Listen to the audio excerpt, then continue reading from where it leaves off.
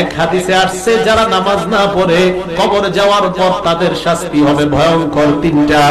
এক নাম্বার ইয়াদিকুল কবরু আলাইহি হাত্তা তাখতালিফা আযলাউহু, কবর এমন ভাবে তাকে চাপ মারবে তার শরীরের হাড্ডিগুলো একটা আরেকটার মধ্যে ঢুকে যাবে। দুই নাম্বার ওয়ায়ুকাদু আলাইহি ফিল কবরি নার, তার কবরের মধ্যে আগুন জ্বালায় দেওয়া হবে।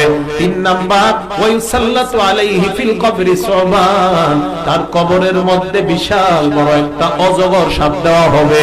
সাপটা কত বড়? নবী বলেন আইনাহু মিনান নার, ওই সাপের চোখ হবে আগুনের চোখ। ওয়াসফারুহু মিন হাদিদ, সাপের মুখগুলো হবে লোহার নখ। হাবিব বলেন সাপটা কত বড়? একটা নখের এক পাশ থেকে তুমি আরেক পাশ যাইতে তোমার একদিন সময় লাগবে। এবার চিন্তা করো সাপটা কত বড়। আল্লাহর নবীর হাদিস দ্বারা বোঝা যায় ওই বান্দা যখন কবরে থাকবে আর চিৎকার দিবে, চারদিকে তাকায় দেখবে আগুন আর আগুন। হঠাৎ দেখবে তার পাশে একজন বিশাল বড় একটা ডান্ডা নিয়ে দাঁড়ায় আছে। এবার তাকে আঘাত করা হবে। আঘাতের পর নবী বলেন ইয়াসিহু সাইহাতান, এমন জোরে একটা চিৎকার মারবে ইয়াসমাউহা কুল্লু শাইইন ইল্লা সাকালাইন, দুনিয়ার জিন আর মানুষ ছাড়া তার চিৎকারের আওয়াজ সব হাইওয়ান জানোয়ার শুনতে পাবে।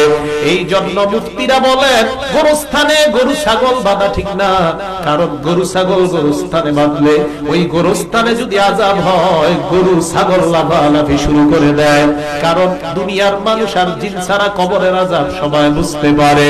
তাই নবী কবরের সামনে বসে বললেন সাহাবাদের দল, এই কবরের আযাব থেকে তোমরা আল্লাহর কাছে পানাহ চাও। কেন নবী এই কথা বললেন? অন্য বর্ণনায় বলেন ফাইন্না জামিনহু ফামা বাদাহু আইসার, আল্লাহর নবী বলেন কবর থেকে যদি রেহাই পেয়ে যাও এর পরের ঘাটিগুলা তোমার জন্য আল্লাহ একদম পানির মতো সহজ বানায়া দিবেন। কবরের যদি অবস্থা সঠিক হয়, সহজ হয়, পরের অবস্থাগুলো আবার আপনার জন্য একদম সহজ, একদম সহজ। নবী বলেন ফাইল্লাম ইয়ানজুমিনহু ফামা বাদাহু আশা, আর যদি কবর থেকে রেহাই না পায় তো পরের অবস্থাগুলো হবে তার ভয়ঙ্কর। এই জন্য কবর আমাকে আপনাকে ডাক দিয়ে বলে আনা বাইতুদ দুদ, আমি পোকামাকড়ের ঘর। আমাকে আপনাকে কবর ডাক দিয়ে বলে আনা বাইতুল ওয়াহদা, আমি একাকিত্বের ঘর। আমার কাছে আসার আগে চিন্তা ভাবনা করে আসবা। আমাকে আপনাকে ডাক দিয়ে বলে আনা বাইতুল ওয়াহদা, আনা বাইতুল গুরবা, আমি অপরিচিত ঘর, আমার মাঝে কোনো পরিচয় নাই। কবর বলে আনা বাইতুত তুরাব, আমি মাটির ঘর। আমার কাছে আসার আগে চিন্তা ভাবনা করে আসবা। ঈমান নিয়ে যদি কবরে যাওয়া যায়, আল্লাহর নবীর অন্য বর্ণনা দ্বারা বোঝা যায় ফায়ুফসাহু লাহু ফি কবরিহি মাদ্দা বাসরিহি, কবরের মধ্যে তার নজর চারদিকে যেই পরিমাণ যাবে ওই পরিমাণ তার কবর আল্লাহ প্রশস্ত বানায়া দিবেন।